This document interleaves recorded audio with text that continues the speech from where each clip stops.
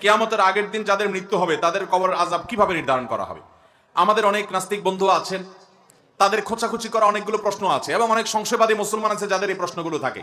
তাদের প্রশ্নটার মানে হলো আল্লাহ তাআলা শত শত হাজার হাজার বছর, কিয়ামতের চাইতে আরো হাজার বছর আগে যারা দুনিয়া থেকে মারা গেছেন তাদের অপরাধী হলে তাদের কবরে শাস্তি দিবেন, আবার ঠিক কিয়ামতের আগের দিন যে মারা যাবে তারেও শাস্তি দিবেন। এখন প্রশ্ন হলো যে কিয়ামতের আগের দিন মারা গেলে সে তো কয়েক ঘন্টা বা একদিন শাস্তি পাইলো, যে হাজার হাজার বছর আগে মারা গেলে সে তো হাজার হাজার বছর ধরে শাস্তি পাইলো, তাহলে দুজনের প্রতি দুই রকম আচরণ হলো, জুলুম হয়ে গেল, বৈষম্য হয়ে গেল। এটা তো আল্লাহ তাআলা করার কথা না। কিভাবে আল্লাহ সমন্বয় করবেন? আমরা বলি ভাই, আল্লাহ রাব্বুল আলামিন কোরআনে বলেছেন ওমা রাব্বুকা বিযাল্লামিল লিল আবিদ, তোমার রব বান্দার প্রতি জুলুম করবেন। অতএব আল্লাহ তাআলা কিভাবে ইনসাফ করবেন সেটা নিয়ে তোমার চিন্তা না করলেও, একজনকে আপনি 10টা কিল দিবেন, কিল বুঝেন তো, 10টা কিল, 10টা ঘুষি দিবেন একজনকে, এই ঘুষিগুলা দিবেন হলো 100টা ওজনের, 100টা ওজনের 10টা ঘুষি দিবেন আস্তে আস্তে। আরেকজনকে একটা ঘুষি দিবেন 100টা ওজনের, আরেকজনকে একটা সঠিক দিবেন, ঘুষি দিবেন 10 কেজি ওজনের। তাহলে একজনকে একটা দিয়া আরেকজনকে 10টা দিয়া সমান সমান হতে পারে কি পারে না? হাজার বছর আগে যে মারা গেছে কবরে, আল্লাহ তাআলা তাকে শাস্তি দিয়েছেন এক পর্যায়ে, একদিন মাত্র কিয়ামতের আগে মারা গেছে, একে শাস্তি দিয়েছেন তার শাস্তির মাত্রা ভিন্ন পর্যায়ের হতে পারে। কিভাবে ব্যালেন্স করবেন, কিভাবে ইনসাফ করবেন সেটা আল্লাহ ভালো জানেন, কিন্তু আল্লাহ তাআলা ইনসাফ করবেন, তিনি জুলুম করবেন যার যতটুকু প্রাপ্য আল্লাহ তাআলা তাকে ততটুকুই বুঝিয়ে দিবেন, এর ব্যতিক্রম করবেন না। আল্লাহ বলেছেন হাদিসে কুদসিতে, আমি নিজের প্রতি নিজে জুলুমকে হারাম করে দিয়েছি, অতএব তোমরা একে অন্যের প্রতি জুলুম করবা না। সালাম ফিরানোর পর আল্লাহু আকবার নাকি আস্তাগফিরুল্লাহ কোনটা বলতে হয়, এটা নিয়ে আমরা অনেকে বিভিন্ন সময় বিভেদ করে থাকি বা ভিন্ন মত শুনে থাকি। দেখুন, সালাম ফিরানোর পর 5 ওয়াক্ত নামাজের পর নবী করিম সাল্লাল্লাহু আলাইহি সাল্লাম কি বলতেন? বেশিরভাগ হাদিসগুলো থেকে আমরা জানতে পারি তিনি ইস্তিগফার বলতেন, আস্তাগফিরুল্লাহ আস্তাগফিরুল্লাহ আস্তাগফিরুল্লাহ 3 বার। এরপরে পড়তেন আল্লাহুম্মা আনতাস সালাম ওয়া মিনকাস সালাম তাবারাকতা ইয়া যাল জালালি ওয়াল ইকরাম। এই যে 3 বার ইস্তিগফার নবী সাল্লাল্লাহু আলাইহি সাল্লাম পড়তেন। বুখারীর একটা হাদিস আব্দুল্লাহ ইবনে আব্বাস রাদিয়াল্লাহু তাআলা বর্ণনা করেছেন, সেখানে আছে নবী সাল্লাল্লাহু আলাইহি সাল্লামের নামাজ শেষ হওয়াটা তিনি জানতে পারতেন, টের পেতেন নবীজির মুখের তাকবীর শুনে। এখন এই হাদিসের আলোকে অনেক উলামায়ে কেরাম বলেন তাহলে সালাম ফিরানোর পর প্রথম তাকবীর বলতে হবে, যেহেতু তাকবীর শুনে সাহাবী বুঝছেন নামাজ শেষ হয়েছে, তার মানে আগে আল্লাহু আকবার বলতে হবে, এরপর 3 বার ইস্তিগফার বলতে হবে। এটা একটা গবেষণা এই হাদিসের আলোকে। অবশ্যই এটা যে সমস্ত উলামায়ে কেরাম বলছেন এই হাদিসের ভিত্তিতে বলছেন, সেটিকে উড়িয়ে দেওয়া যাবে না, অর্থাৎ তারা হাদিস বিরোধী আমল করেছেন বলা যাবে না, এটাকে সুন্নাহর খেলাফ বা আপনি একেবারে সারাসার গলত বলবেন না, বরং এটা তার গবেষণা হতে পারে এটা। আবার যে সমস্ত উলামায়ে কেরাম মনে করেন যে না ইস্তিগফার দিয়ে পড়তে হবে, কারণ সমস্ত হাদিসগুলোতে ইস্তিগফারের কথাই বলা আছে, যে হাদিসে আল্লাহু আকবারের কথা বলা আছে ওই সাহাবী আবার বুখারীতেই বর্ণিত হাদিসে নবী সাল্লাল্লাহু আলাইহি ওয়াসাল্লাম সালাম ফেরানোর পর ইস্তিগফার পড়তেন সেটা বর্ণনা করেছেন। তাহলে এক জায়গায় ইস্তিগফারের জায়গায় তাকবীর একই লোক বললেন যে তাহলে কিভাবে? তো এটার ব্যাখ্যা অনেকে বলেছেন যে এটার মানে হলো যে নামাজের তাকবীর তিনি শুনেছেন সেটার কথা বলেছেন, অথবা নামাজের পরে সুবহানাল্লাহ আলহামদুলিল্লাহ আল্লাহু আকবার নবীজি কখনো জোরে পড়ছেন সেটা শুনছেন উনি, ওইটার কথা হয়তো তিনি বলেছেন।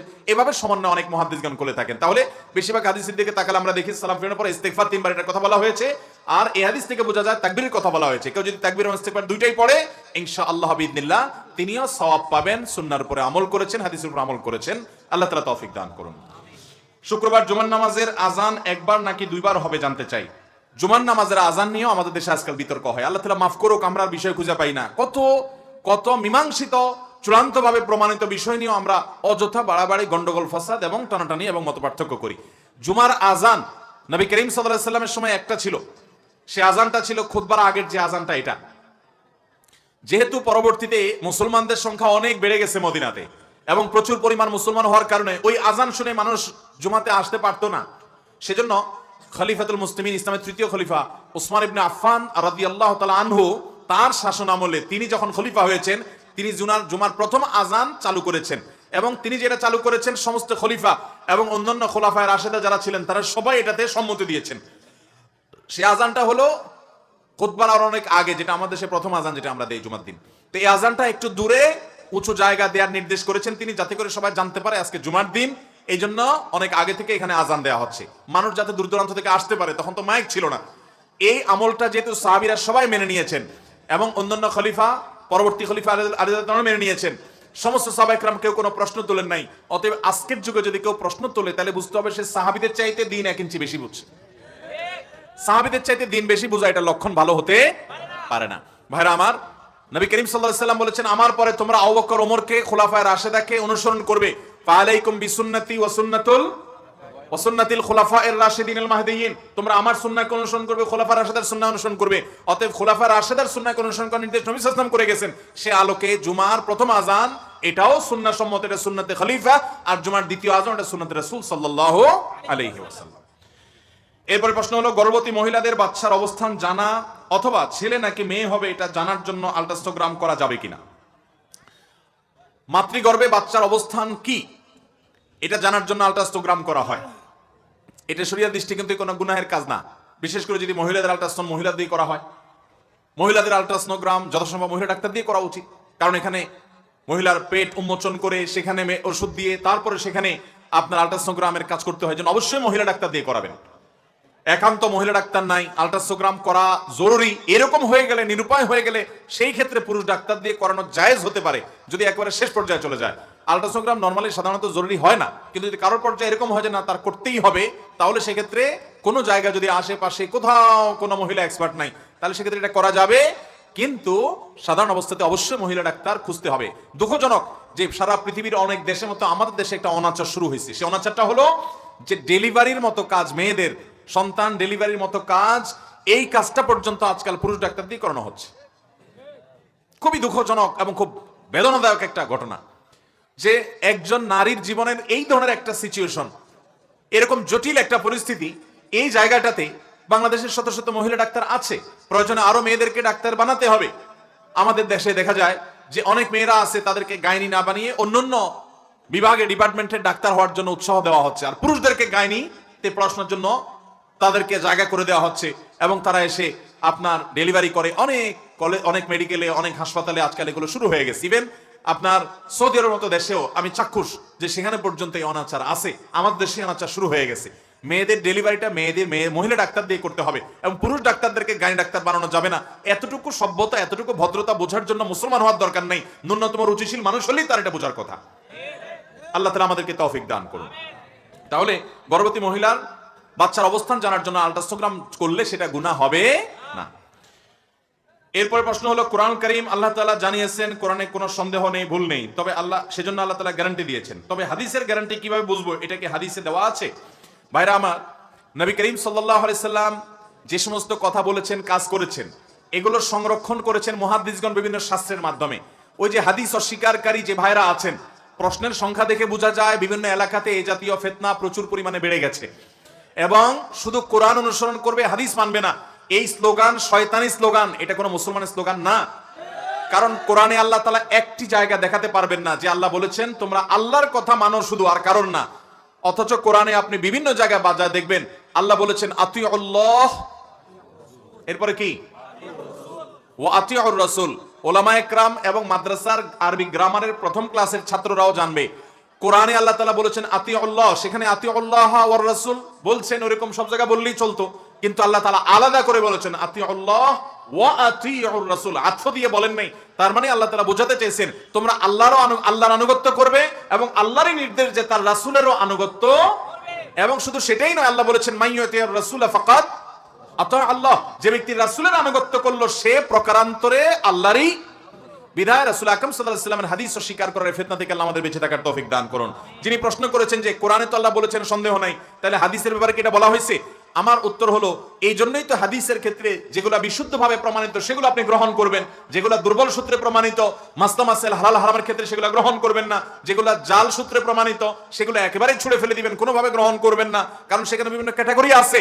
এবং হাদিসের শুদ্ধ অশুদ্ধ নিরূপণ করার জন্য হাদিস বিশারদরা যে সমস্ত কাজ করেছেন, আমি অনুরোধ করতে চাই যাদের সন্দেহ আছে, আল্লাহর ওয়াস্তে হাদিস সংকলনের ইতিহাস, হাদিস শাস্ত্র কিভাবে পৃথিবীতে ক্রমবিকাশ ঘটেছে এই সম্পর্কে আপনি একটু জানার চেষ্টা করেন। ইসলাম ফাউন্ডেশন থেকে একাধিক বই বের হয়েছে, আপনি সেগুলো পড়েন। বিশেষ করে রিজাল শাস্ত্র নামে একটা শাস্ত্র মুহাদ্দিসগণ প্রণয়ন করেছেন, লাখো মানুষের জীবনে সেখানে সংরক্ষণ করা হয়েছে। যে ব্যক্তি মুখ দিয়ে বলেছে মুহাম্মদ সাল্লাল্লাহু আলাইহি ওয়াসাল্লাম বলেছেন, তার পুরো লাইফ হিস্ট্রি সেখানে সংরক্ষণ করা হয়েছে, যাতে করে চেক করা যায় কোন ব্যক্তি যদি ক্বালা রাসূলুল্লাহ বলেছে, সমস্ত মুহাদ্দিসরা টর্চ লাইট দিয়ে তার দিকে তাকে এক্সরে করে বের করেছে, এই ব্যক্তি ক্বালা রাসূলুল্লাহ যে বলল যে এর ভিত্তি কি, এটা সত্য কিনা, সন্দেহের দানা লেশ মাত্র থাকলে তারা সেই হাদিসকে জয়ীফ বলেছেন। বিন্দু মাত্র সে হাদিস নেন নাই, একটা লোক বলতে গেলে ভুলে গেছে একটা কথা, ওই লোক হাদিস বর্ণনা করেছে, মুহাদ্দিসরা বলেছেন না তার ভুলা রোগ আছে, অতএব তার হাদিসের উপর আমরা ভরসা রাখতে পারি না, জয়ীফ সেখানে রেকমেন্ড করে দিয়েছেন। কোন ব্যক্তি জীবনে রাস্তায় দাঁড়িয়ে পেশাব করেছে, অথবা সে রাস্তায় বুট বাদাম খেয়েছে, এমন কোন কাজ করেছে যেটা তার ব্যক্তিত্বের পরিপন্থী, মুহাদ্দিসগণ রেকমেন্ড করে দিয়েছেন না এই লোক হাদিস বর্ণনা করলে সেখানে আমরা সন্দেহ পোষণ করব। বিশুদ্ধ হাদিস যেগুলো দেখছেন এগুলো হলো এমন সব মানুষ দ্বারা যে সমাজের কোনো মানুষ ওই ব্যক্তি মিথ্যা কথা বলতে পারে, কল্পনাও করতে পারে না। এইরকম চেইন যখন তৈরি হয় একজন আরেকজন থেকে, পুরো চেইনে যখন এরকম মানুষ থাকে, তখন সেই হাদিসটা বিশুদ্ধ হিসাবে মুহাদ্দিসরা রেকমেন্ড করেন। এই সম্পর্কে আপনি একটু জানার চেষ্টা করেন, আপনার কাছে দিনের আলামত পরিষ্কার হয়ে যাবে যে নবী সাল্লাল্লাহু আলাইহি ওয়াসাল্লামের বিশুদ্ধ হাদিসের ব্যাপারে সন্দেহ কোনো অসুস্থ মনের মানসিকতার লোক ছাড়া, কোনো ইসলাম সম্পর্কে ষড়যন্ত্রকারী মানুষ ছাড়া কেউ করতে পারে না। অতএব হাদিস নিয়ে আমাদের কোনো সন্দেহ থাকা যাবে, এই সম্পর্কে আপনি একটু পড়াশোনা করেন, আপনার কাছে দিনের আলামত পরিষ্কার হবে। শত শত হাজার হাজার ভলিউমের রিজাল শাস্ত্রে বিভিন্ন রাওয়ীদের জীবন ইতিহাস সংরক্ষণ করেছেন মুহাদ্দিসগণ। হাফেজ ইবনে হাজার আসকালানী রাহমাতুল্লাহ আলাইহি, হাফেজ যাহাবী রাহমাতুল্লাহ আলাইহি, বড় বড় আলী ইবনুল মাদিনী রাহিমাহুল্লাহ, বড় বড় হাদিস শাস্ত্রের পণ্ডিত ওলামায়ে কেরাম, ইমাম বুখারী, ইমাম মুসলিম, তাদের যে কর্মযজ্ঞ এই ক্ষেত্রে আপনি যদি দেখেন, এগুলো জানার চেষ্টা করেন, বেসিক ধারণা রাখেন, আপনার সন্দেহের লেশ মাত্র আপনার মধ্যে আসবে না। আল্লাহ আমাদের ঈমানকে বাঁচানোর তৌফিক দান করুন।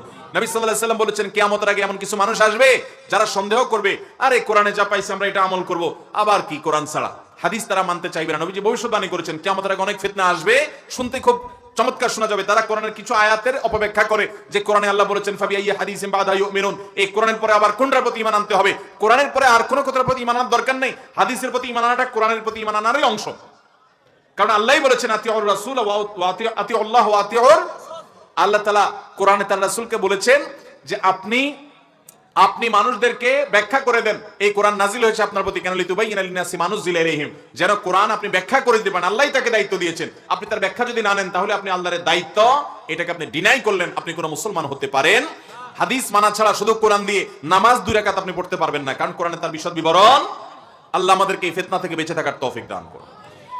চুরি করা মহাপাপ, কিন্তু এখন একটা সব জায়গায় দেখা যায় মসজিদের টয়লেটে টিস্যু ব্যক্তিগত ইস্তেঞ্জা করে মসজিদে বসে পরে আবার নিজে ব্যক্তিগত কাজের জন্য টিস্যু বেশি করে পকেটে নিয়ে যাচ্ছে, তাহলে এটা কি চুরি হবে না? হ্যাঁ, এটা তো প্রশ্ন তো ভালো প্রশ্ন। যদি কোথাও, শুধু মসজিদে কেন, কোনো পাবলিক প্লেসে টয়লেট পেপার রাখা আছে, আপনি সেখানে টয়লেট করলেন, পেশাব পায়খানাতে যতটুকু লাগলে ব্যবহার করলেন, এরপর যাওয়ার সময় ট্রেনে বড় করে এক মুঠ পকেটে নিয়ে হাঁটা দিলেন, এটা তো গুনাহ হবে? এটা জায়েজ হবে? এটা আপনাকে এভাবে নিয়ে যাওয়ার জন্য দেওয়া। যদি আপনি এরকম পকেটে করে নিয়ে যেতে পারেন, তাহলে আরেকজনে পুরা বান্ডেল ধরে নিয়ে যেতে পারে, ঠিক কিনা বলেন? এরকম ছোট লোকি কাজ করা যাবে না, এটা আপনার জন্য জায়েজ নাই। হ্যাঁ, একটা দুইটা টুকরা আপনি নিচ্ছেন, এতটুকু তো সহনীয় পর্যায়ে, কিন্তু আপনি মুঠ করে করে পকেটে নিয়ে যাচ্ছেন, এটা অবশ্যই জায়েজ হতে পারে না। অমুক দিন রমজান শুরু, এই সংবাদ কাউকে দিলে নাকি জান্নাত নিশ্চিত। জান্নাতকে আমরা এত সস্তা এবং সহজ বানাই ফেলছি বাংলাদেশে মানুষ, বিশেষ করে ফেসবুক বাসীর কাছে জান্নাত এত সোজা, প্রায় সময় একটা মেসেঞ্জারে মেসেজ দিয়ে বলবে এই মেসেজটা এতজনের ফরওয়ার্ড করে দিলে আপনার জান্নাত নিশ্চিত। বাইরে জান্নাত যদি এত সোজা হইতো তাহলে জাহান্নামে কেউ আর যাইতো না, তাহলে সবাই কয়টা কয়টা ফরওয়ার্ড করে এরপর নাকে তেল দিয়ে গুনাহ এবং আকাম করতো, যে জান্নাত তো নিশ্চিত হয়ে গেছে, আর দরকার কি? ভাইরা আমার, এগুলা সব শয়তানি কথা। রমজান অমুক তারিখে হবে, এই সংবাদটা এই যে রজব মাস থেকে, এখন রজব মাস চলতেছে, আজকে রজব মাসের 13 তারিখ গেল, রজব মাস থেকেই দেখবেন অনেকে এই সংবাদটা পাঠায়, ফেসবুকে লেখে, মেসেঞ্জারে পাঠায়, ইমোতে পাঠায়, হোয়াটসঅ্যাপে পাঠায়, এবং মনে করে যে এই সংবাদটা দিলেই সে জান্নাত পেয়ে যাবে। ভাইরা আমার, জান্নাত তো সস্তা না। জান্নাত পেতে হলে কি করতে হবে? ঈমান মজবুত করতে হবে, 5 ওয়াক্ত নামাজ সহিহ শুদ্ধভাবে পড়তে হবে, এবং ইসলামের সব রকম মানতে হবে, সকল হারাম কাজ ছেড়ে দিতে হবে, হালাল উপার্জন করতে হবে, উত্তম আখলাক ধারণ করতে হবে। এই সব কাজ যখন করবেন, লেনদেন কায় কারবার সব ক্ষেত্রে আল্লাহর আদেশ মেনে চলবেন, তখন আপনি জান্নাতে যেতে পারবেন। ওই মেসেজ ফরওয়ার্ড করে জান্নাতে যাওয়া যাবে না। হ্যাঁ, আপনি যদি কোনো ভালো কথা মানুষকে ছড়ান, তাহলে যতটুকু করছেন ততটুকু সব আপনি পাবেন, জান্নাতের গ্যারান্টি নবী সাল্লাল্লাহু আলাইহি ওয়াসাল্লাম দেয় নাই। এগুলা ফেসবুকাররা দিয়েছে, এগুলা কোনো হাদিসে দেওয়া হয় নাই। অতএব আল্লাহ আমাদের এই সমস্ত বিভ্রান্তি থেকে বেঁচে থাকার তৌফিক দান করুন। তাছাড়া রমজান কোন দিন হবে এইটা জানার একমাত্র উপায় হলো শাবানের শেষের দিন, চাঁদ ওঠার পরে বলা যাবে রমজান কোন দিন হবে, ঠিক কিনা বলেন? শাবান মাস কয় তারিখে হবে আপনি তো জানেন না, 3 মাস আগে কিভাবে নিশ্চিত করে বলবেন? বিধায় এটা সঠিক নয়। এরপরে প্রশ্ন হলো, মিথ্যা বলা মহাপাপ, কিন্তু নিজের মাকে কিছু সময় মিথ্যা বলি, আবার নিজের বউকেও মিথ্যা বলি। এই মিথ্যাটা একটি কারণে বলি, সেটা হলো মাকে খুশি করার জন্য বউয়ের কিছু কথা বানিয়ে বলি যাতে মা খুশি হয়, এবং বউকে আবার খুশি করার জন্য মার কিছু কথা বানিয়ে বলি যাতে মা খুশি হয়। মা এবং বউ দুজনের একে অপরকে খুশি রাখার জন্য এই যে আমি মিথ্যা বলি, এটা জায়েজ হবে কিনা? ভাইরা আমার, সরাসরি মিথ্যা বলবেন না, একটু ঘুরায় ফিরায় বলবেন। আর যদি মা এবং বউয়ের সাথে দা কুমড়া সম্পর্ক থাকে, ইউক্রেন রাশিয়া যুদ্ধের মতো যুদ্ধ লেগে থাকে, তাহলে সেক্ষেত্রে আপনি সেক্ষেত্রে আপনি যদি এমন কোনো কথা বলেন যেই কথাটা বললে মা এবং বউয়ের মধ্যে সম্পর্ক ভালো হবে, যেমন কথার কথা মাকে বললেন, মা তোমার বৌমা তো তোমার অনেক প্রশংসা করে, আসলে হয়তো হালকা পাতলা করে, আপনি একটু অনেক বলে দিলেন। আবার একই কথা বউকে বললেন, না মা তো তোমারে উপর দিয়ে যাই বলুক না কেন পেছনে তোমারে ভালো বলে মাশাআল্লাহ, তাহলে তাদের মধ্যে দূরত্বটা কমবে। দুজন মুসলমানের মধ্যে মীমাংসা করবার জন্য, অর্থাৎ তাদের মধ্যে দূরত্ব আছে, এই মীমাংসা করবার জন্য যদি কেউ এরকম একটু ঘুরিয়ে বলে একটু, তাহলে সেক্ষেত্রে সেটা নাজায়েজ হবে। কিন্তু বিনা দরকারে ডাহা মিথ্যা কথা বলবেন না। একটা হাদিস আছে বউয়ের সাথে মিথ্যা কথা বলা জায়েজ আছে, এরকম একটা হাদিসে, এরকম একটা রিওয়ায়াতের আলোকে এরকম একটা মাসালা আছে। অনেকে এই কারণে বউয়ের সাথে সারাদিন শুধু মিথ্যা কথা বলে। না ভাই, এটা সেটা না। এখানে বোঝানো হয়েছে আপনি বউয়ের সাথে কোন টাইপের মিথ্যা কথা বলবেন, পামপট্টিমূলক মিথ্যা কথা বলবেন। পামপট্টিমূলক মিথ্যা বলা মানে কি?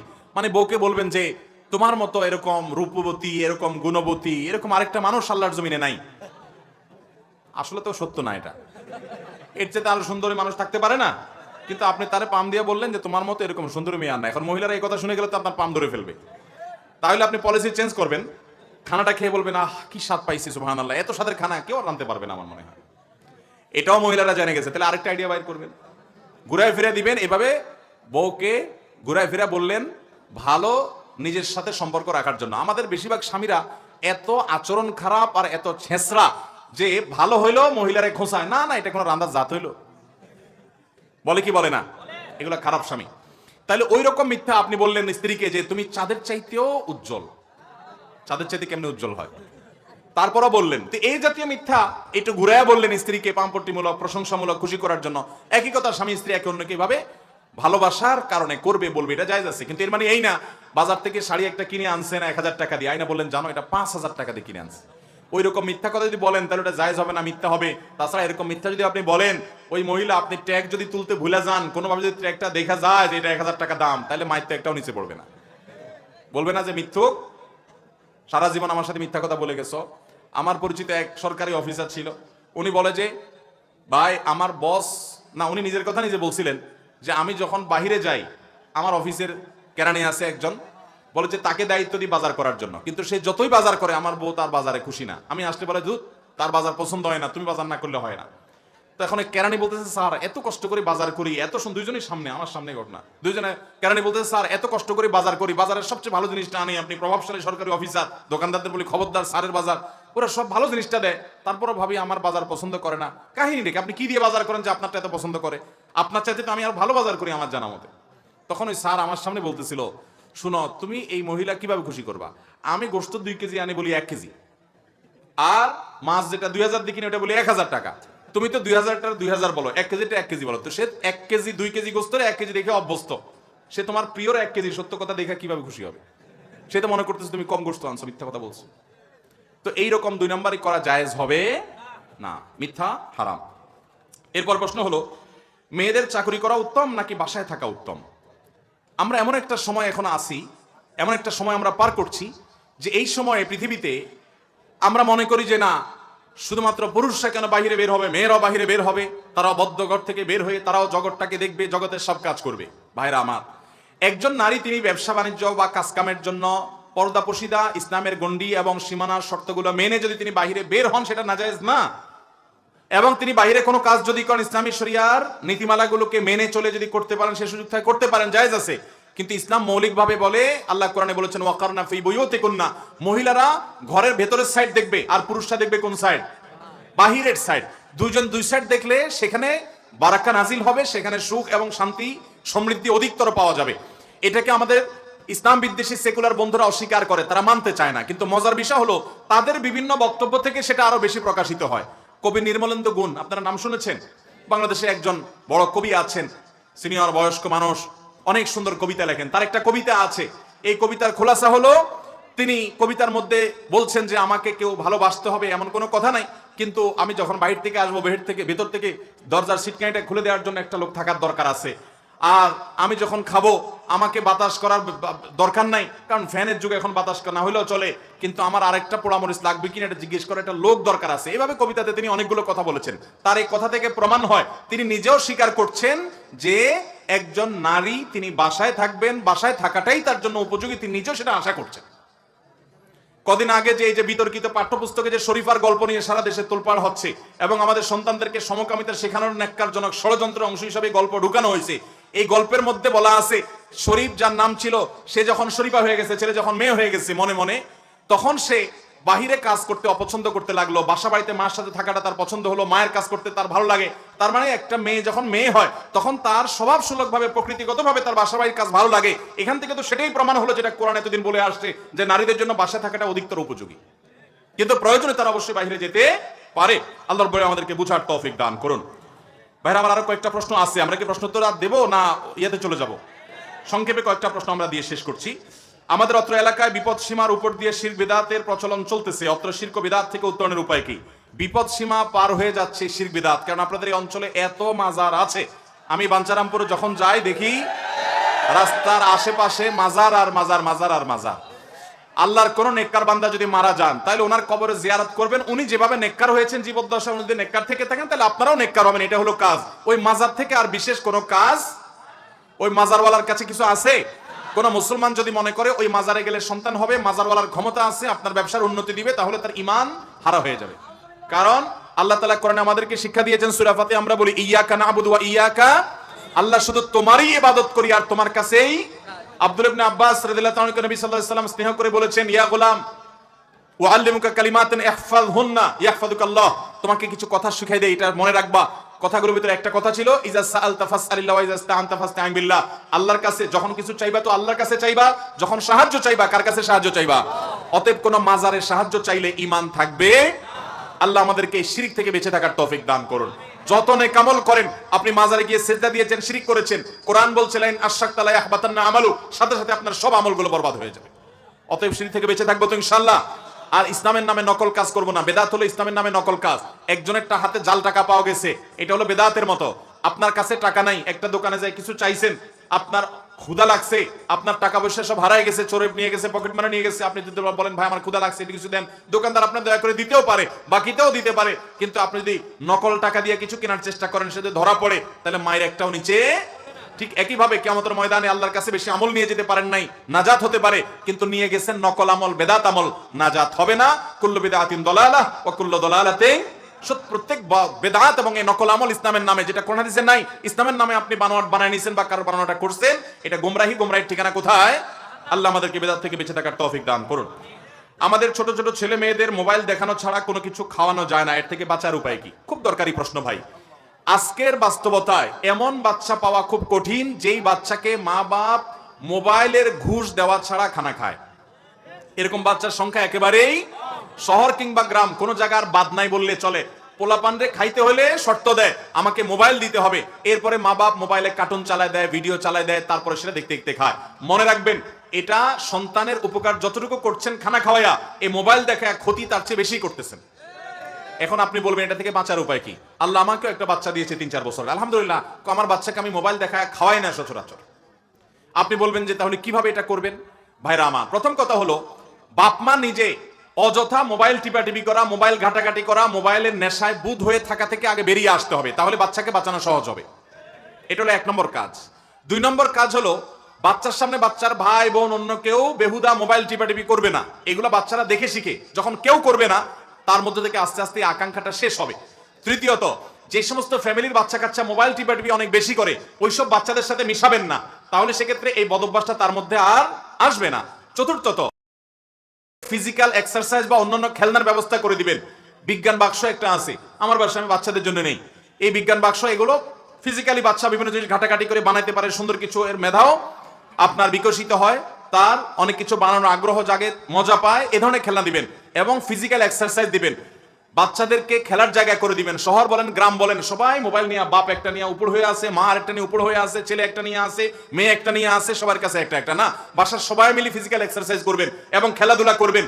যখন যে খেলাধুলা করার সুযোগ আছে চেষ্টা করবেন, তখন বাচ্চারা এগুলো থেকে দূরে সরে আসবে। আলহামদুলিল্লাহ, আমি নিজে আমার বাচ্চাদের সাথে প্রায় সময় চেষ্টা করি, আমার বাসা পাশে ব্যাডমিন্টন কোর্ট করা আছে, ব্যাডমিন্টন খেলার চেষ্টা করি। যখনই সময় পাই 10 মিনিটের জন্য বলি চলো আমরা খেলি। বাচ্চাদেরকে যখন ফিজিক্যাল খেলার অভ্যস্ত করবেন, ইনশাআল্লাহ নেশা, এই মোবাইলের নেশা কেটে যাবে। আমি নিজে পরীক্ষিত। একসময় আমার পোলাপানও দেখতাম যে মোবাইল চায় খুব বেশি, আশপাশে দেখে দেখে। আমরা যখন হার্ডলাইনে চলে গেছি, দেখলাম সব ঠিক হয়ে গেছে। তাহলে এই 5টা স্টেপ অবলম্বন করলে ইনশাআল্লাহ বিদিনিল্লাহ বাচ্চার মোবাইল দেখার নেশা দূর হতে বাধ্য। আপনি নিজে আগে শক্ত হতে হবে এবং সোজা হতে হবে। ও 2-1 বেলা খাবে না, জ্বালাবে, 3 বেলা খাবে না, 4 বেলা খাবে না, এরপর আস্তে আস্তে দেখবেন অভ্যাস হয়ে গেছে। আল্লাহ আমাদের বাচ্চাদেরকে মোবাইল নামক বিষ থেকে ছোট ছোট বাচ্চাদেরকে বাঁচাবার তৌফিক দান করুন। তাদের চোখ নষ্ট হয়, তাদের ব্রেন নষ্ট হয়, ইমানি চেতনা নষ্ট হয়। মোবাইলে কার্টুনে কি দেখে? কার্টুনে সারাদিন দেখে মারামারি, ঠুস কাটাকাটি, এগুলো ছাড়া কিচ্ছু না। এগুলো দেখে দেখে পোলাপান আদা পাগল হয়। দেখবেন যে এখনকার পোলাপান যে আদা পাগলামি করে, ক্রেজি ভাব নেয়। আমরা ছোটবেলা বাচ্চাদেরকে এত পাগলামি করতে দেখতাম না। এখন দেখবেন যে নিজের বাপের দিকে পাও মারে, মায়ের দিকে ঘুষি মারে। কোন একটা বাপের সাথে আঙ্কেল বেড়াইতে আসছে তো তার এরকম আঙ্গুল দিয়ে ঠুস করে, কারণ সারাদিন সে দেখে এগুলা। এবং পোলাপান দেখবেন এত বদমেজাজি। এখনকার যত বাচ্চা আছে, আমরা ছোটবেলায় বহু বাচ্চা দেখছি যে শান্ত মেজাজের, 2-1টা আছে রাগী, কিন্তু এখন মাশাআল্লাহ 100টা বাচ্চা থাকলে কোন এলাকা ওই 100টাই বদমেজাজি। আবার বাপ মা খুব গর্ব করে বলে আমার বাচ্চাটা অনেক রাগী, মনে করে সব গর্ব করে। তার বাচ্চাটা অসুস্থ, কারণ ও মোবাইলে মারামারি কাটাকাটি এগুলো দেখতে দেখতে, উথামথাম দেখতে দেখতে ওর মানসিকতা সেরকম তৈরি হয়েছে। আল্লাহর ওয়াস্তে মোবাইলের বিষ থেকে বাচ্চাদেরকে বাঁচাবার জন্য চেষ্টা করবেন তো ইনশাআল্লাহ। এই 5টা স্টেপ আপনি অবলম্বন করেন, সহজ হবে। নিজেরা মোবাইল ঘাটবেন না, ভাই বোন অন্যদেরকে মোবাইল ঘাটতে তাকে যেন না দেখে সে ব্যবস্থা করবেন। অন্য ফ্যামিলি বাচ্চা কাচ্চা মোবাইলের নেশা বুধ হয়, ওগুলোর সাথে বেশি মিশতে দিবেন না। তাকে এমন খেলনা দিবেন যেগুলাতে সে নিজের সময়টা কাটাতে পারে, এবং তাকে গল্প করবেন, তার সাথে সময় দিবেন। এবং ফিজিক্যাল খেলাধুলার জন্য বাচ্চাদেরকে সাথে নিয়ে মা বাপ, বড় ভাই বোন সময় দিবেন। ইনশাআল্লাহ দেখবেন মোবাইলের নেশা তাদের থেকে কেটে যাবে। আল্লাহ আমাদেরকে তৌফিক দান করুন। আমাকে এক ভদ্রলোক বলেছেন যে আমার বাচ্চা অসুস্থ, সে অস্বাভাবিক কার্য, তার আচরণ আমি দেখি। আমি বলেছি মোবাইল থেকে তাকে দূরে সরায় দেন, কিছুদিন কষ্ট হবে, এরপরে ঠিক হয়ে যাবে আলহামদুলিল্লাহ। এরপরে ওই ভদ্রলোক আমাকে এসে বলেছেন যে বাচ্চা এখন আর অসুবিধা হয় না। অনেক বাচ্চা রাতে ঘুমের মধ্যে ভয় পায়, লাফ দিয়ে উঠে, কান্নাকাটি করে, ওই যে মোবাইলের ভিতরে বিদগুড়ে জিনিস দেখে, এগুলো সে স্বপ্নে দেখে এবং তার অসুবিধা হয়। আল্লাহ তাআলা আমাদের বাচ্চাদের ধ্বংসাত্মক এই বিষয়গুলো থেকে বেঁচে থাকার তৌফিক দান করুন। আমরা বাচ্চাদেরকে বাঁচানোর চেষ্টা করবো তো ইনশাআল্লাহ। জাযাকুমুল্লাহ খাইর। একজন মহিলা কতজন বা কার সামনে যাওয়া জায়েজ আছে একটু বলবেন? একজন মহিলা তার মাহরাম যারা আছেন তাদের সামনে যেতে পারেন। যেমন একজন নারী, তিনি তার বাবা, তার ভাই, তিনি তার শ্বশুর, তার স্বামী, তার আপন চাচা, তাদের সামনে যেতে পারবেন, তার সন্তানের সামনে যেতে পারবেন। যারা তার মাহরাম, যাদের সাথে বিবাহ বন্ধনে আবদ্ধ হওয়া জায়েজ, তাদের সামনে যেতে পারবেন। এছাড়া বাকি যারা আছে, যেমন খালুর সামনে যেতে পারবেন না, ফুফার সামনে যেতে পারবেন না, তো মামুর সামনে যেতে পারবেন, যেহেতু মামুর ব্লাড আর তার মায়ের ব্লাড একই, রক্ত সম্পর্কীয়, সরাসরি যাদের শরীরে, যাদের রক্তের কানেকশন আছে, এরকম মাহরামদের সাথে দেখা দিতে পারবেন। এবং একই কথা পুরুষদের জন্য প্রযোজ্য। এরপরে প্রশ্ন হলো, হিন্দুদের হোটেলে খাবার খাওয়া যাবে কিনা, ইসলাম কি বলে? হিন্দু বা খ্রিস্টান বা অন্য ধর্মাবলম্বীরা যদি কোনো খাবারের হোটেল ইত্যাদি করেন, সে খাবারের দোকানে যদি আপনি খাবার খান, সেটা জায়েজ হবে যদি সেটা হালাল খাবার হয়। হালাল খাবার হলে সেটা আপনি কার দোকানে খাচ্ছেন সেটা বিষয় না। হারাম খানা যদি হয়, সেটা ইমাম সাহেবের বাসায় বসেও খান, তাও সেটা কি হবে? আর হালাল খানা যদি কোনো অমুসলমান, অন্য ধর্মের মানুষ হিন্দুর বাসায় বসেও খান, কিন্তু খানাটা হালাল হয়, তাহলে ওটা খাওয়া কি হবে? একটা আপেল হালাল, এটা আপনাকে তিনি দিয়েছেন, আপনি খাচ্ছেন। অথবা তার দোকানে গেছেন, আপনি এক বোতল পানি ইনটেক কিনেছেন, আপনি পান করছেন। বা কোনো খাবার আপনি কিনেছেন যেটা হালাল, সেটা হিন্দুর দোকানে বসে খেলে যে হারাম হবে এমন কোনো কথা। তবে যদি সন্দেহ হয় যে এই খাবারের মধ্যে কোনো হারাম নাপাক কিছু মিশায় কিনা, ধর্মীয় কারণে বা অন্য কারণে, যদি এরকম জোরালো সন্দেহ হয় এবং এরকমটি অহরহ মিশানো হয়, এরকম যদি আপনি জানেন, তাহলে তো সেটা আপনার তাকওয়ার দাবি হবে ওই সন্দেহপূর্ণ বিষয় থেকে দূরে থাকা। দামা ইউরিবুকা ইলা মা লা ইউরিবুক, হাদিসে আসছে যেটা সন্দেহপূর্ণ ওইটাকে তুমি পরিহার করো, সন্দেহ মুক্তটা তুমি গ্রহণ করো, সেটা আপনি অবশ্যই চেষ্টা করবেন।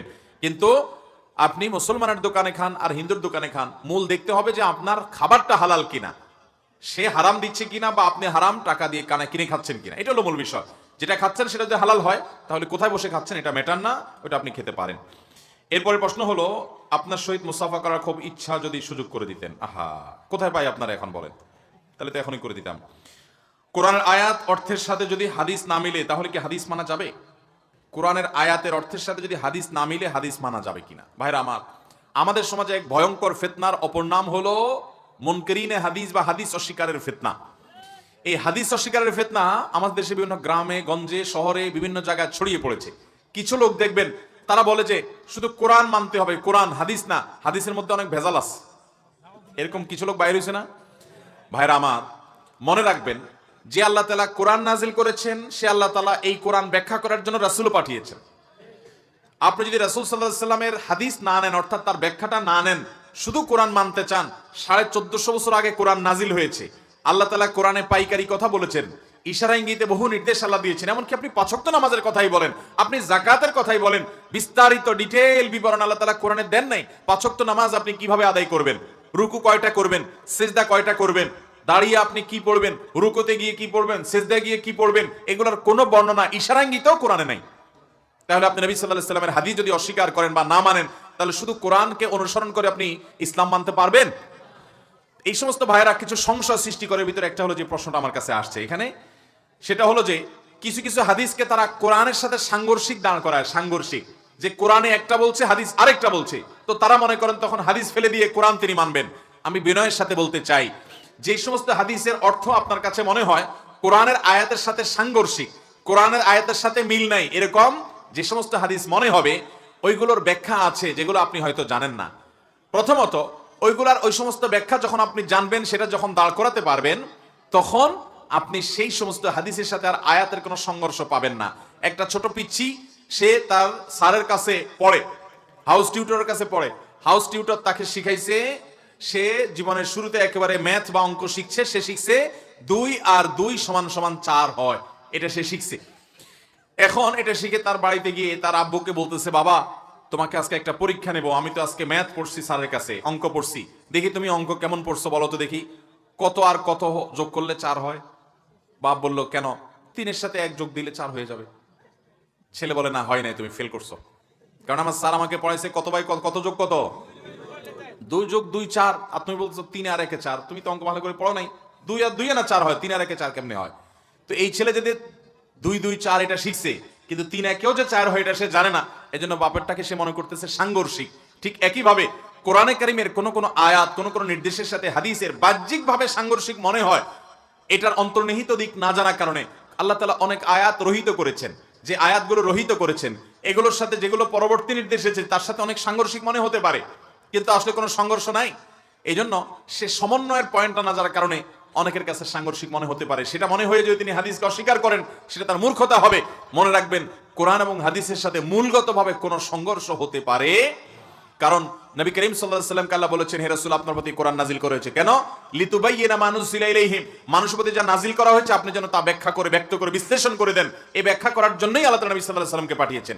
অতএব তার কথা, তাকে ব্যাখ্যা করার লাইসেন্স স্বয়ং আল্লাহ দিয়েছেন, আর তার কথার সাথে আল্লাহর কথার সংঘর্ষ বা কন্ট্রাডিকশন কখনো হতে পারে? যদি হয় তাহলে সেটা ওই যে আমাদের জানার দুর্বলতা, যে ওখানে গ্যাপের জায়গাটা কোন জায়গায় আছে, যেটার মাধ্যমে এই অসামঞ্জস্যতা দূর করে সামঞ্জস্যতা বিধান করা যাবে। আল্লাহ তাআলা এই সমস্ত গোমরাহি থেকে আমাদেরকে বেঁচে থাকার তৌফিক দান করুন। আমরা যারা জেনারেল লাইনে পড়াশোনা করি, আমরা কিভাবে দ্বীনের খেদমত করতে পারি? আমরা যারা সাধারণ শিক্ষিত ভাইরা আছে, আমরা আল্লাহর দ্বীনের খেদমত করার জন্য প্রথমত আমাদের কোরআন এবং হাদিস সম্পর্কে নলেজ অর্জন করতে হবে। কিভাবে ঈমান একজন মানুষ আনতে পারে, কিভাবে ঈমান ভঙ্গ হয়, ঈমানের জন্য বিধ্বংসী বিষয়গুলো কি, কুফর কাকে বলে, শিরক কাকে বলে, নেফাক কাকে বলে, ঈমানই বা কাকে বলে, ঈমানের স্তরগুলো কি, ঈমানের শাখাগুলো কি, ঈমানের পর সবচেয়ে গুরুত্বপূর্ণ আমল কি, ইসলামের মূল স্তম্ভ কয়টা, 5টা, সেই স্তম্ভগুলো কি কি, সেগুলোর মৌলিক বিষয়গুলো কি, এ সম্পর্কে আপনাকে ইলম অর্জন করতে হবে, আগে জানতে হবে। ইসলামের সেবা করতে হলে আগে কি করতে হবে? জানতে হবে। বেশিরভাগ সাধারণ মুসলমান ভাইরা আমরা জানার চেষ্টা করি না। এই জন্য বই পুস্তক পড়তে হবে, আপনি কোরআন হাদিস পড়তে হবে ওলামাদের তত্ত্বাবধানে, এবং ওলামাদের ইলম শিক্ষার মজলিসে বসতে হবে। এ ওয়াজ মাহফিল না, মসজিদে ইমাম সাহেবের মাধ্যমে, খতিব সাহেবের মাধ্যমে আপনারা বিভিন্ন হালাকা চালু করবেন, মাসআলা মাসাইলের হালাকা, কোরআনের তাফসিরের মজলিস, হাদিসের একটা মজলিস হবে, কোরআন সহি শুদ্ধভাবে পড়ার একটা মজলিস হবে। এই সমস্ত মজলিসে বসে নিজেকে আপনি কোরআন হাদিসের জ্ঞান দ্বারা সমৃদ্ধ করবেন। এটা হবে আপনার প্রথম চ্যালেঞ্জ। আপনি যদি আলেম না, এরকম সাধারণ মুসলমান হয়ে থাকেন, তাহলে আপনার প্রথম কাজ হবে কোরআন হাদিসের মৌলিক বিষয় আপনি ধারণা নেবেন, ইলম অর্জন করবেন। ডক্টর খন্দকার আব্দুল্লাহ জাহাঙ্গীর রহমানের একটা বই আছে, মুসলমানি নেসাব।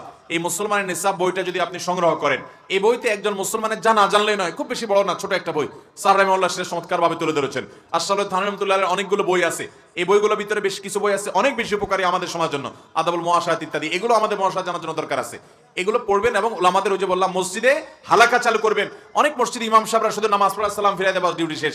ইমাম সাহেবরা চাইলে মসজিদে যে কত কাজ করতে পারেন। মসজিদে এক সময় তাফসিরের ক্লাস হবে, এক সময় হাদিসের ক্লাস হবে, এক সময় কোরআন সহি শুদ্ধভাবে পড়ার ক্লাস হবে, এক সময় মাসআলা মাসাইলের ক্লাস হবে। এরকম প্রাণবন্ত থাকবে দ্বীনি প্রোগ্রামে ইমাম সাহেবদের এত বেশি বেতন দিবেন, সুযোগ সুবিধা দিবেন যে তারা যাতে কোনো দান্দা করা না লাগে, পুরো সময়টা যাতে আপনাদের জন্য ব্যয় করতে পারে। ইমাম সাহেবদেরকে আপনারা উদ্বুদ্ধ করবেন যে হুজুর বিভিন্ন রকমের প্রোগ্রাম করেন, তাহলে মসজিদে সাধারণ মুসল্লিরা মুসলমান হিসাবে নামে মুসলমান হবে না, নামধারী মুসলমান হবে না। আমাদের দেশে বেশিরভাগ মুসলমান হলো নামধারী মুসলমান, মুসলমানের সন্তান মুসলমান, মুসলমান বাই চান্স, মুসলমান বাই চয়েস না, জেনে শুনে মুসলমান না, পড়ে শুনে মুসলমান না, শুনে শুনে মুসলমান, দেখে দেখে মুসলমান। এই টাইপের মুসলমান আসল বা প্রকৃত বা সফল মুসলমান হতে পারে না। সফল মুসলমান হতে হলে আমাকে জেনে শুনে মুসলমান হতে হবে, ইসলাম সম্পর্কে ধারণা থাকতে হবে। বেসিক এবং মোটা মোটা ধারণা আমাদের অনেক মুসলমানের নাই। আল্লাহ তাআলা আমাদেরকে জানার তৌফিক দান করুন। তাহলে আপনি সাধারণ মুসলমান হলে আপনি ইসলামে খেদমত করার জন্য প্রথম কাজ হলো আপনাকে ইসলাম সম্পর্কে সাধারণ এবং বেসিক ধারণা নিতে হবে। দ্বিতীয় কাজ হলো আপনি নিজে ইসলামের সেবা অর্থাৎ দাওয়াতের কাজ এটা আঞ্জাম দেওয়ার জন্য আপনি নিজে একজন আদর্শ মানুষ হওয়ার চেষ্টা করবেন। আপনার আমলে, আপনার কাজ কামে আপনি একজন আদর্শ মানুষের চরিত্র আপনার মাধ্যমে ফুটে উঠবেন। আমরা অনেকে দেখবেন ফেসবুকে কি পরিমাণ দাওয়াতি কাজ করে। অনেক লোক দেখবেন ফেসবুক আইডিতে লম্বা লম্বা হাদিস পোস্ট করে, কোরআন আয়াত পোস্ট করে, বিভিন্ন হুজুরদের ওয়াজ পোস্ট করে, কিন্তু তার নামাজের খবর নাই। আছে না নাই? তো এটা কোনো আদর্শ মুসলমানের কাজ হতে পারে? ফেসবুকের লেখা জোখা তার দ্বীনি অ্যাক্টিভিটিস দেখে অনেকে মনে করে কত বড় দায়ী, আল্লাহ আল্লাহর পথের দায়ী, অথচ দেখা যায় বাস্তব জীবনে 2 নম্বর, নামাজেরও খবর নাই। অতএব জেনারেল শিক্ষিত মানুষ, আপনি দ্বীনের সেবা করতে হলে, দ্বীনের খেদমত করতে হলে নিজে আদর্শ মুসলমান হবেন, আমল করবেন। তৃতীয়ত, আপনি কোনো ভালো আলেমের তত্ত্বাবধানে থেকে যতটুকু শিখছেন সেটা অন্যদেরকে শেখাবেন, অন্যদেরকে জানাবেন, এবং আপনার আমলটাই হবে দ্বীনের প্রতি মানুষকে আহ্বান করা, যে একজন ভালো মানুষ দ্বীনের পথে আসলে সেরকম আদর্শ হয়, ভালো মানুষ হয়। আল্লাহ আমাদেরকে তৌফিক দান করুন। মসজিদ ফান্ডের টাকা কোনো মুসল্লিকে ধার দেওয়া যাবে কিনা? মসজিদের যে তহবিল মানুষ মসজিদে দান করে, একই কথা মাদ্রাসার জন্য প্রযোজ্য। মাদ্রাসার জন্য মানুষ দান করে, সেই টাকা মাদ্রাসার প্রিন্সিপাল সাহেব কিংবা মসজিদের ইমাম সাহেব, খতিব সাহেব কিংবা মসজিদের সভাপতি, সেক্রেটারি, ক্যাশিয়ার সাহেব মসজিদের টাকা বা মাদ্রাসার টাকা কোনো ব্যক্তিকে ধার দিতে পারে কিনা? এর উত্তর হলো না। মসজিদের টাকা বা মাদ্রাসার টাকা এটা কাউকে ধার দেওয়ার কোনো এখতিয়ার মসজিদ কমিটির বা ইমাম খতিব সাহেবদের নাই। এমনকি তারা নিজের প্রয়োজনীয় মসজিদের টাকা ভাঙার অধিকার তাদের, কারণ এটা তাদের কাছে আমানত। মসজিদের টাকাটা তাদের কাছে কি? আমানত। এটা যদি তারা ভাঙেন, অন্য কাউকে দেন, সৎ উদ্দেশ্যে দিলেন, ভালো কাজেই দিলেন, তারপরে সেটা আমানতের খেয়ানত হবে। আর নবী করিম সাল্লাল্লাহু আলাইহি ওয়াসাল্লাম বলেছেন, লা ঈমান লিমান লা আমানাত লা, যেই মুসলমানের মধ্যে আমানতদারিতা নাই তার ঈমানও নাই। আর কোরআনে কারিমে আল্লাহ তাআলা জান্নাতুল ফিরদাউসের যারা মালিক হবে তাদের বৈশিষ্ট্য বলতে গিয়ে বলেছেন, ওয়াল্লাযীনা হুম লিআমানাতিহিম ওয়া আহদিহিম রাউন, যে সমস্ত মুসলমানরা আমানত রক্ষা করে এরা জান্নাতুল ফিরদাউসে যাবে। এজন্য আমরা সব সময় সর্বদা আমাদের জীবনে আমানত রক্ষা করে চলবো ইনশাআল্লাহ। আমানত রক্ষা করে চলবেন তো ভাই?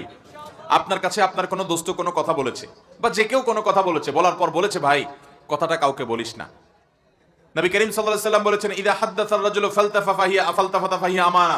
আপনার কাছে কেউ কোনো কথা বলছে, বলার পর সে সেখান থেকে সরে গেছে, মুখটা সরায় নিছে, তাহলে এই কথাটা আপনার কাছে আমানত হয়ে গেছে। আমরা অনেক সময় আরেকজনের কাছে বলার সময় বলি, ভাই সে নিষেধ করছে কাউকে বলতে, আমি শুধু তোমাকে বললাম, তুমি আবার খবরদার কাউকে বলিও না। এরকম করে কি করি না? সে আবার আরেকজনের কাছে বলে, বলার সময় আবার একই ডায়লগ দেয় যে ভাই এটা আসলে বলা নিষেধ, শুধু তোমারে বলতেছি, মানে তুমি স্পেশাল মানুষের জন্য তোমারে বলতেছি, তুমি আর কাউকে বলিও না। আছে না নাই? আল্লাহ তাআলা আমাদেরকে এই ধরনের আমানতের খেয়ানত থেকে বেঁচে থাকার তৌফিক দান করুন। চেষ্টা করবো তো ইনশাআল্লাহ। ভাইরা আমার, আমরা কি সারা জীবন একরকম থাকবো?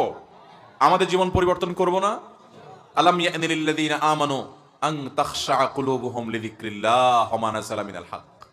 ভাইরা আমার, আল্লাহ বলেছেন এখনো কি সমন হয় না ঈমানদারদের যে তারা তাদের অন্তরগুলোকে বিগলিত করবে আল্লাহর ভয়ে? আল্লাহর ভয়ে তাদের অন্তরগুলো নরম হবে, ভীত সন্ত্রস্ত হবে, পাপের কাজ, গুনাহের কাজ ছেড়ে পরিবর্তন করবে। এখনো কি সময় হয় নাই? ভাইরা আমার, বয়সটা পার হয়ে যাচ্ছে, জীবনটা শেষ হয়ে যাচ্ছে, বরফের মতো গলে যাচ্ছে। এই মাহফিল থেকে আমরা যে সমস্ত বদভ্যাসের কথা শুনবো সেগুলো আমাদের জীবন থেকে চিরতরে ত্যাগ করার প্রতিজ্ঞা করে আল্লাহর কাছে সাহায্য চাই। আল্লাহ আমি প্রতিজ্ঞা করলাম, তুমি সাহায্য করো, এটা করে তারপরে যাবো বাসা ইনশাআল্লাহ। অতএব কারোর আমানতের খেয়ানত করব। আপনাকে কেউ টাকা পয়সা রেখেছে আপনার কাছে আমানত, কেউ কথা বলেছে সেটা আপনার কাছে আমানত, যদি সেটা আরেকজনের কাছে বলতে নিষেধ করে। আজকাল যুবকরা দেখবেন ফেসবুকে কয়দিন পর পর স্ক্রিনশট ভাইরাল হয়, আছে না নাই? কার সাথে কার ইনবক্সে কি আলাপ হয়েছে হ্যাক করে কোনো রকম আপনি ওইটা উদ্ধার করলেন, ওইটা আপনি ভাইরাল করে দিলেন, এগুলোকে কোনো দোষী বিষয় মনে করি না আমরা। কোনো লোক যদি অন্যায়ও করে, তার ব্যক্তিগত অন্যায়কে আপনি সমাজে সর্বত্র ছড়ায় বেড়াবেন কোনো যৌক্তিক কারণ ছাড়া, এই অধিকার কিন্তু আপনার নাই। আল্লাহ আমাদেরকে আমানত সম্পর্কে সঠিক ধারণা এটা অর্জন করে সে অনুযায়ী আমল করার তৌফিক দান করুন। এরপরে প্রশ্ন হলো, আমি একজন ক্ষুদ্র ব্যবসায়ী, আমার ব্যবসার মূলধন এবং সিংহভাগ টাকা এনজিওর লোনের, কিছু টাকা শোধ হয়েছে আর কিছু এখনো চলমান। ব্যবসার শুরুতে হারাম হালাল নিয়ে ভাবি নাই, এখন আমি কি করব? আমার মূলধন হিসেবে যে টাকা হয়েছে তা কি হালাল হবে?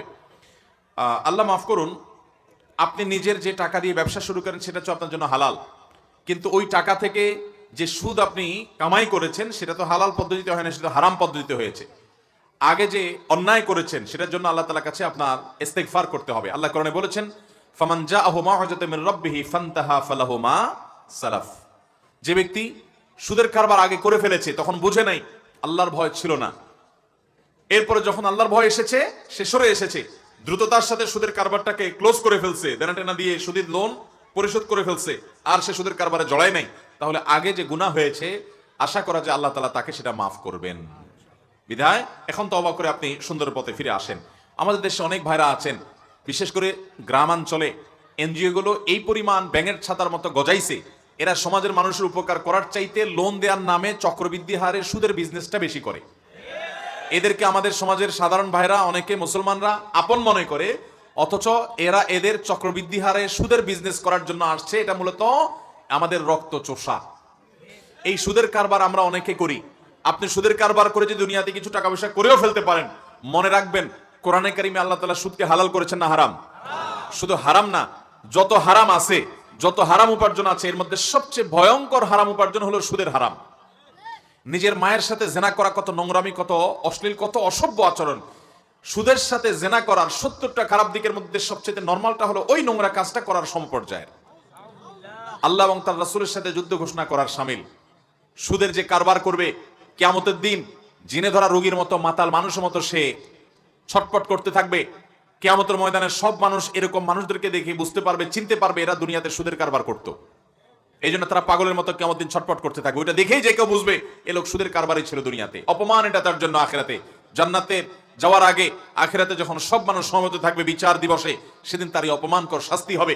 নবী করিম সাল্লাল্লাহু আলাইহি সাল্লামকে আল্লাহ তাআলা মেরাজে নিয়ে যে সমস্ত অপরাধের শাস্তি দেখিয়েছেন, ডামি এবং মগ শাস্তি, এর ভিতরে একটা ছিল এই সুদের কারবার যারা করবে তাদেরকে কিভাবে জাহান্নামের শাস্তি দেওয়া হচ্ছে, পাথরের আঘাতে রক্তের সমুদ্রে নিমজ্জিত করে।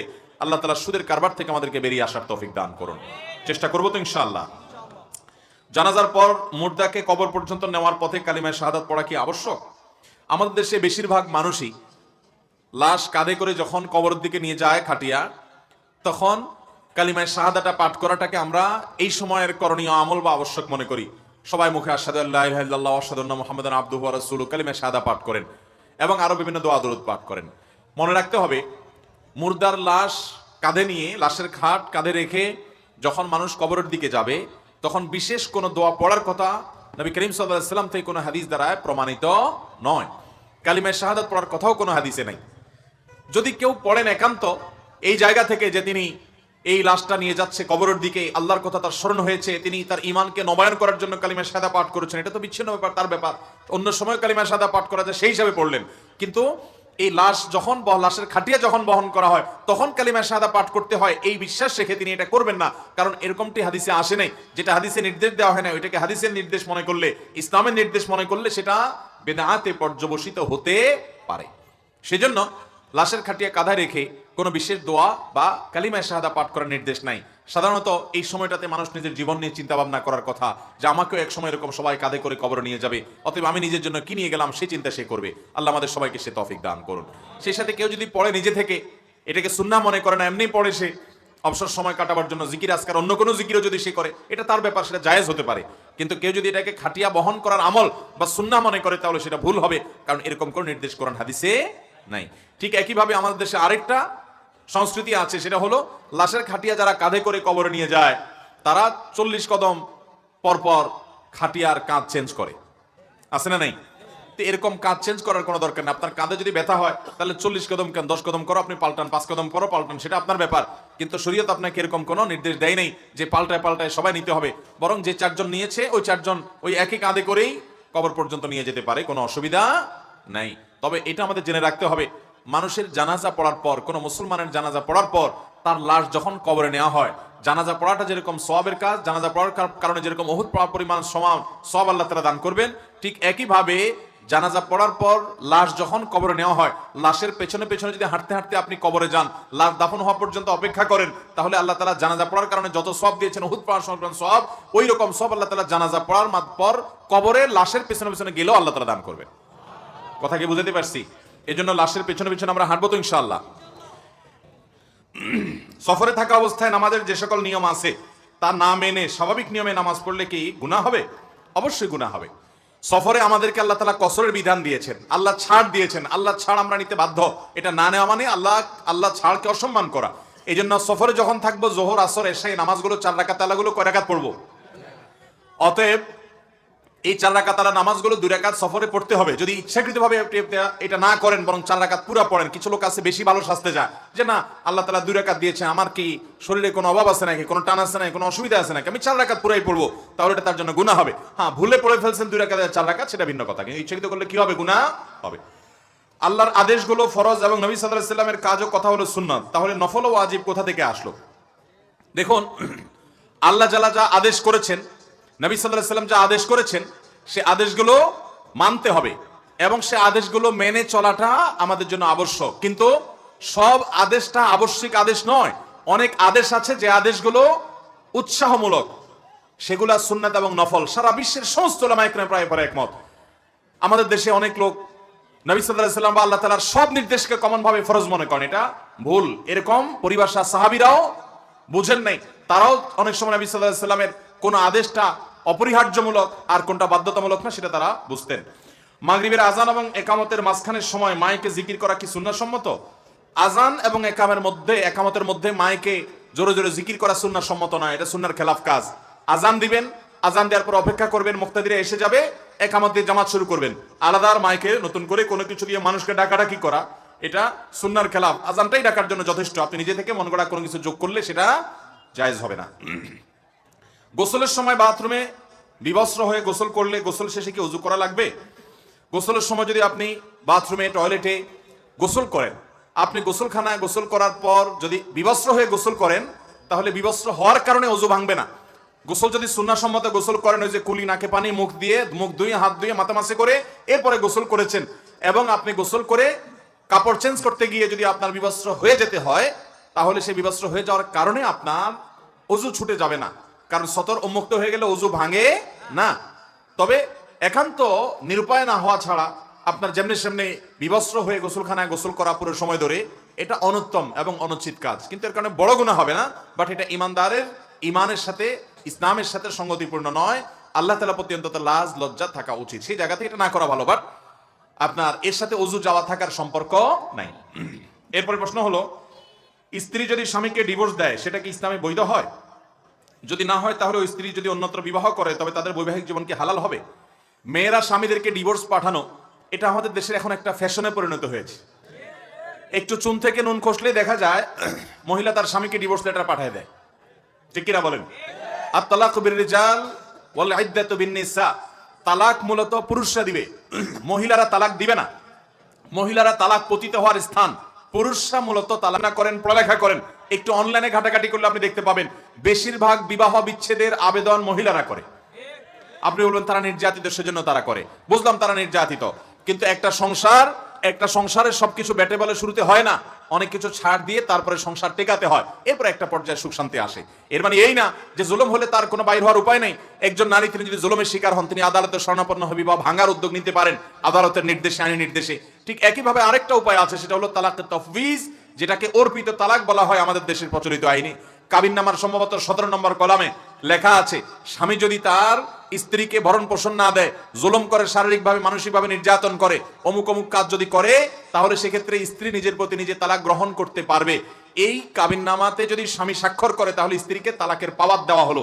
তালাকের পাওয়ার দিলে সেই শর্ত যেগুলোর ভিত্তিতে পাওয়ার দেওয়া হলো, সেগুলো যদি পাওয়া যায়, ধরুন লেখা আছে স্বামী ভরণ পোষণ না দিলে, এখন ওই মহিলার স্বামী দীর্ঘদিন তার ভরণ পোষণ দেয় না, খোঁজ খবর নেয় না, কোনো যোগাযোগ রাখে না, তাহলে তিনি ওই 17 নম্বর কলামের অর্পিত তালাকের যে ক্ষমতা আছে, ওই ক্ষমতা বলে নিজের প্রতি নিজে তালাক গ্রহণ করতে পারে। অনেক মহিলা স্বামীকে বলে তোমাকে তালাক দিলাম, এভাবে তালাক বললে কিয়ামত পর্যন্ত তালাক হবে না।